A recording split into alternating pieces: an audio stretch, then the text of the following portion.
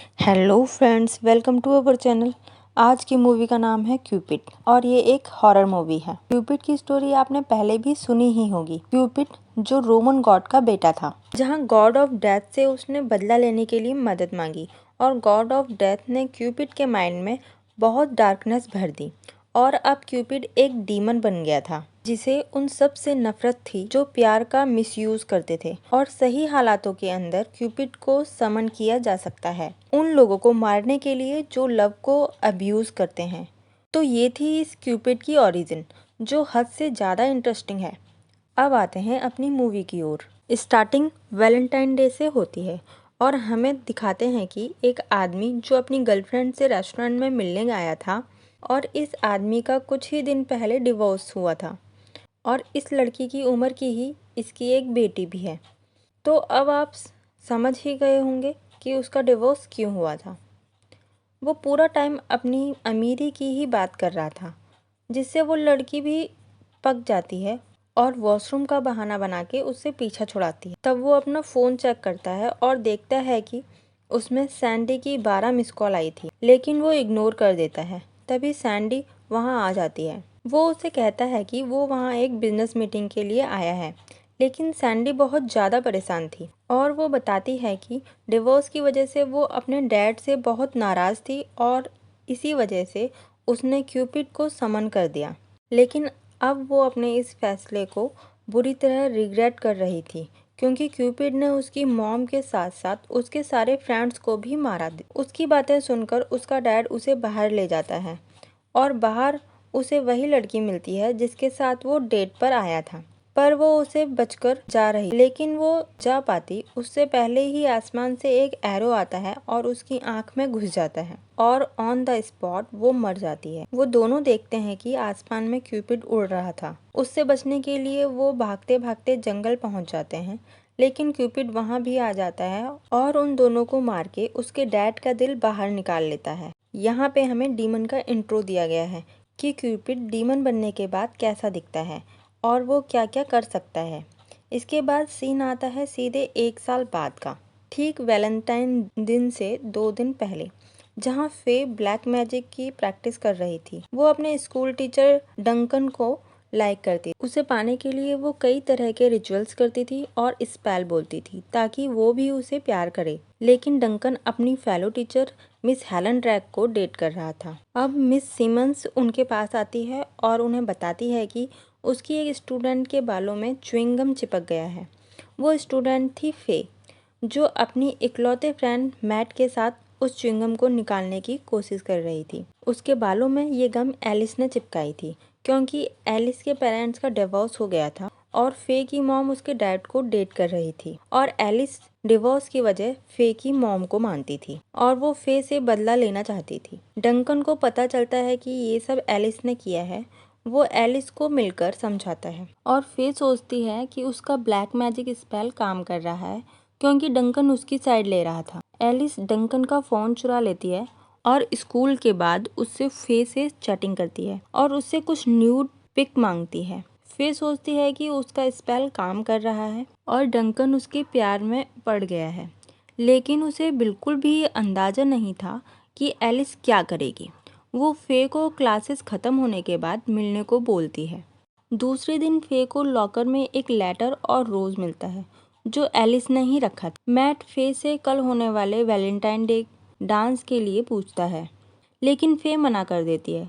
Classes ख़त्म हो जाती हैं और फे डंकन के ऑफिस में पहुंच जाती है और उससे वैसे ही बात करने लगती है जैसे उसने कल चैटिंग में की थी। डंकन को ये सब बहुत अजीब लगता है। वो उसे घर जाने को कहता है, लेकिन तभी वो उसे किस कर देती है। ये सब एलिस रिकॉर्ड कर रही थी। डंकन को कुछ समझ नहीं आता और वो फे को दूर हटा देता है। फे घर जाके अपनी ब्लैक मैजिक वाली बुक चेक करती है कि उसने कहाँ गलती कर दी।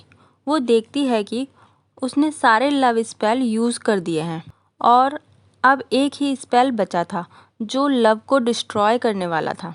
अगले दिन वैलेंटाइन डे था और स्कूल में फे को भी एक वैलेंटाइन कार्ड मिलता है, लेकिन उसे नहीं पता था कि वो किसने दिया है और वो उसे फाड़ देती है। डंकन क्लास में पढ़ा रहा था, तभी स्क्रीन में वो वीडियो चल जाती है जो एलिस ने बनाई थी और उसमें किस वाला सीन चल रहा था।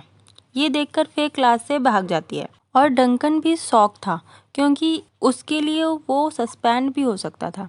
फे हॉल में देखती है कि उसकी वही न्यूड वाली फोटोज वहाँ लगी हैं। यहाँ एलिस आकर उसके गले पर नमक छिड़कती है।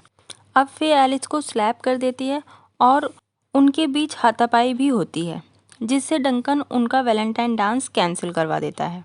और तभी फे लैब में जाकर उस लव डिस्ट्रॉयर को समन करती। तभी वहाँ गॉड ऑफ डेथ पहुँच जाता है और फे से पूछता है कि उसे क्यों बुलाया गया है। फे उसे पूरे स्कूल से प्यार मिटाने के लिए बोलती है। वो उसकी विश सुन लेता है और कहता है वैलेंटाइन डे खत्म होने तक स्कूल से प्यार खत्म हो जाएगा और उससे इसके कंसेक्वेंस पूछता है। फे उससे झूठ बोल देती है और कहती है कि मुझे पता है। वो उसकी विश पूरी करता है, फिर गायब हो जाता है। तभी हमें उनकी एक क्लासमेट दिखाते हैं जिसका नाम लीना था। वो वॉशरूम में थी। तभी क्यूपिड वहाँ आ जाता है। लीना को कुछ आवाजें सुनाई देती और वो डोर पे कान लगाकर सुनने लगती। तभी क्यूपिड अपना एरो चला देता है और वो सीधा उसके कान में लगता है। वो वहाँ से भागने लगती है पर क्यूपिड उसे पकड़कर मार देता है और उसकी बॉडी से हार्ट उतार लेता है। उधर सभी डांस हॉल में थे जहाँ कुछ हार्ट शेप कुकीज रखी होती हैं जिसे सब खाने लगते हैं और इसका टेस्ट उन्हें चिकन जैसा लगता है। आपको तो पता ही होगा कि ये कुकीज़ कहाँ से आई थी। तभी एलिस के बॉयफ्रेंड का कॉल आता है। स्कूल के बाहर उसे लेने आया था। एलिस मिस हेलन के मना करने पर भी वहाँ से चली जाती है और एलिस बाहर जाके ब्रैथ की कार में बैठ जाती है। वो सोच रही थी वो फ्री हो गई है, लेकिन ऐसा नहीं होता। उनकी कार स्टार्ट ही नहीं होती। तभी प्रिंसिपल कार के सामने आकर उसे बाहर आने को बोलता है। अचानक वो सब आसमान में कुछ नोटिस करते हैं। वो क्यूपिड था। वो प्रिंसिपल की आंख में एरो मारकर उसे मार देता है। ब्रैथ और एलिस जल्दी से स्कूल के अंदर जाते हैं, लेकिन क्यूपिड ब्रैथ को 2 एरो मार देता है। हेलन सीधा डंकन के पास जाती है क्योंकि वहाँ किसी का भी फ़ोन काम नहीं कर रहा होता। उन्हें समझ नहीं आता कि उन्होंने बाहर क्या देखा और फे समझ जाती है उसने बहुत बड़ी गलती कर दी। डंकन ब्रैथ को एग्जामिन करता है और देखता है कि एरो से किसी तरह का जहर निकल रहा था जो धीरे धीरे उसकी बॉडी में फैल रहा था और ये वही जहर था जो क्यूपिड की मदर ने उसके एरो पे लगाया था। डंकन सभी बच्चों को वहाँ से भेज देता है और तभी ब्रैथ भी मर जाता है। सभी डांस हॉल में जाते हैं। वहाँ स्क्रीन पे उन्हें धड़कता हुआ दिल दिखाई देता है। मैट बाहर फे से पूछता है कि यहाँ क्या चल रहा है। उसे लग रहा था फे कुछ तो जानती है, पर फे उसे कुछ नहीं बताती। वो दोनों हॉल में पहुँच जाते हैं और क्यूपिड उनके पीछे ही खड़ा था। वो अपना एरो निकालता है जिसे देखकर सब इधर उधर भागने लगते हैं और सब अलग अलग हो जाते हैं। क्यूपिड मिस सिमंस को भी मार देता है। उन्हें बचाने के चक्कर में मैट के हाथ में एरो फंस जाता है, पर तभी फे उसे लेकर वहाँ से भाग जाती है। एलिस और डैरिल लैब में पहुँचते हैं जहाँ उन्हें फे की ब्लैक मैजिक वाली बुक मिलती है और वो समझ जाती है कि ये सब फे का किया धरा है। उनकी एक फ्रेंड ब्रैड उनसे अलग हो गई थी, जिसका फ़ायदा उठाकर क्यूपिड उसे भी मार देता है और रोजेस से उसका गला चोक कर। अब मैट के हाथ में भी वो जहर फैल रहा था। मरने से पहले वो फे को बताता है कि जो कार्ड उसे मिला था वो उसी ने भेजा था और वो उससे 5th क्लास से प्यार करता है, लेकिन उसे डंकन के अलावा कोई और दिखाई ही नहीं दिया। अब फे सब जान चुकी थी और अब फाइनली मैट को बोलती है कि फे मैट को बताती है कि वो उसके छोटे भाई जैसा है। उन्हें वॉशरूम में लीना की डेड बॉडी मिलती है। तब उन्हें पता चलता है कि वो कुकीज़ किस चीज़ की थी। तभी हेलन और डंकन वहाँ आ जाते हैं और डंकन मैट को लेकर लैब में जाता है, जहाँ एलिस उन्हें बता देती है कि ये सब फेक ने किया है। तब फे एडमिट करती है कि उसने ही ब्लैक मैजिक की हेल्प से क्यूपिड को बुलाया है। मैट को बचाने के लिए डंकन उसका हाथ काट देता है, जिससे जहर उसकी बॉडी में ना फैले। उधर एलिस और डैरिल डांसिंग हॉल में पहुंचते हैं। जहाँ क्यूपिड उन पर हमला कर देता है। एलिस वहाँ से भाग जाती है और क्यूपिड डैरिल को मार देता है। अब फे डंकन को कन्फेस करती है कि कैसे उसने उसके प्यार के लिए ब्लैक मैजिक का यूज किया ताकि वो उसे प्यार करने लगे, पर डंकन सब इग्नोर करके पूछता है कि क्यूपिड को कैसे रोका जाए। फे कहती है कि उसे रोका नहीं जा सकता, वो वैलेंटाइन डे के खत्म होने के बाद चला जाएगा। और अब वैलेंटाइन डे खत्म होने में सिर्फ 10 मिनट बचे थे। जिंदा रहने के लिए उन्हें सिर्फ 10 मिनट तक छुपे रहना था। डंकन और फे मैट के लिए टावल लेने जाते हैं। तब रास्ते में उन्हें एलिस मिलती है। उनके जाते ही क्यूपिड हेलेन के पास पहुंच जाता है और हेलेन की चीख सुनकर वो सब जल्दी से लैब में पहुंचते हैं। हेलेन को ढूंढते हुए वो डांस हॉल में पहुंच जाते हैं, जहां क्यूपिड हेलेन को मारने के लिए बिल्कुल तैयार था। फे के पास कोई और चॉइस नहीं थी, इसलिए वो गॉड ऑफ डेथ को फिर से एक बार समन करती और वो आ जाता है।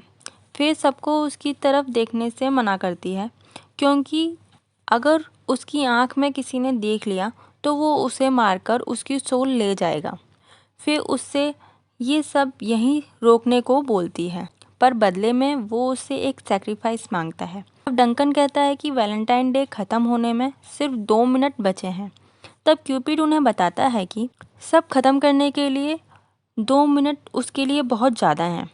इतने में फे खुद को सैक्रिफाइस करने को तैयार हो जाती है। तभी एलिस अपनी गर्दन घुमाकर उसकी आंखों में देख लेती है और क्यूपिड उसे मार देता है और उसकी सोल ले जाता है। और अब सैक्रिफाइस भी पूरा हो जाता है और 12 भी बज जाते हैं। अब क्यूपिड वहाँ से चला जाता है। ये इस मूवी की परफेक्ट एंडिंग थी, लेकिन इसमें और सीन ऐड करके इसे बेकार कर दिया। अचानक एलिस उठ जाती है, जिसे देखकर फे उस पर बुक मार देती है और वो एरो उसके मुंह में घुस जाता है और वो मर जाती है। अब हेलेन मैट को हॉस्पिटल ले जाती है। फे डंकन से माफ़ी मांगती है, तभी डंकन उसे किस करता। अब अचानक फे के लव स्पेल काम कर रहे थे और इसी के साथ ये मूवी एंड हो जाती। ये डायरेक्ट डीवीडी में लॉन्च, जिसकी वजह से ज़्यादातर लोग इसे नहीं जानते। अगर आपको स्टोरी और मेरे एफर्ट्स अच्छे लगे तो वीडियो को लाइक और सब्सक्राइब जरूर करें। Thank you for watching.